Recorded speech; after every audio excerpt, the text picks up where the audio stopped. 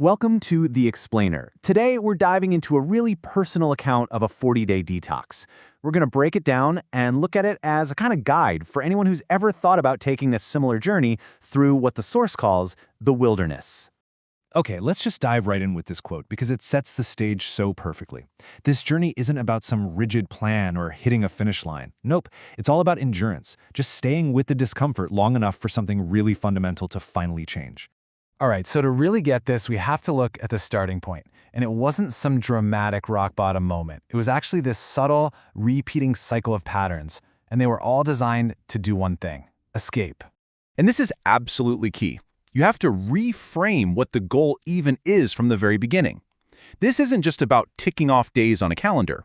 It's about something way deeper, actually recalibrating your body's entire stress response. And, rebuilding that self-trust from the ground up. Now, what's so interesting here is how all these specific habits formed this feedback loop. You've got alcohol to regulate your mood, vaping as that constant low-level coping thing. Then food fills in the gaps, and you start avoiding movement. It all feeds into what the source calls the pod magnet, that knee-jerk reaction to just escape, which of course just leads right into a shame cycle, and the whole thing starts all over again.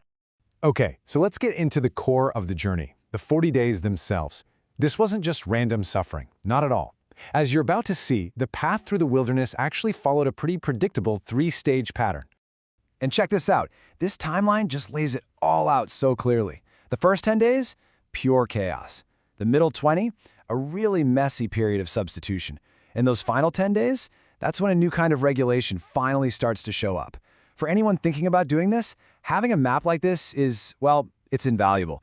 It tells you what's coming. So let's look at that first phase, chaos. The source calls it the Body Revolt, and that is the perfect name for it. As soon as that primary regulator, in this case alcohol, was gone, the physical reaction was immediate. And the hardest part wasn't sharp pain. It was this constant, unnerving feeling that something was just deeply, deeply wrong. And this is where it gets really gritty. It's not just in your head, right? This is a full-on physical battle. We're talking fractured sleep with those 3 a.m. adrenaline jolts, shaking hands, that internal buzzing feeling like you're wired but exhausted, and just total digestive chaos. This is your nervous system in full-blown protest. So you get through that initial chaos, and then you hit phase 2. When that one big coping mechanism is gone, the nervous system doesn't just go quiet. Oh no, it desperately starts scrambling to fill that vacuum, which leads to what the source bluntly calls substitution hell. And you really need to pay attention to this comparison. The old regulators get swapped out for new vices. Junk food, sugar, way too much coffee, constant screen time. The big lesson here is that this isn't some kind of moral failing. It's your nervous system trying to find regulation any way it can. Understanding that is what helps stop that shame spiral. And this quote, man, it just hits the nail on the head. The craving wasn't really for the substance, it was for a pause button. It was a craving for permission to just stop trying so hard, to stop being present, to stop being on. At the end of the day, it was a craving for numbness. So you're about 30 days in, and then something starts to shift. The struggle goes from being this raw physical fight to a really profound mental and emotional realization. This was the real turning point, where the real work started to happen. And that brings us to the big question, the one that really changes everything. It wasn't the bottle, it wasn't the vape, it wasn't any of the external stuff. So what was the real enemy here? And boom, there it is. That single thought just reframes the entire journey. The fight was never against a substance. The real struggle was with the lifelong habit of avoiding discomfort at all costs. And once that was clear, the whole strategy could finally change. So once you realize that, the goal completely changes. It's not about winning or beating anything anymore. It becomes about just outlasting the discomfort, sitting with it, surviving it, and staying present just long enough for your nervous system to recalibrate and relearn what safety feels like, without something external. Right. So with that new perspective, the whole strategy shifts. You stop fighting the old habits and you start building new ones.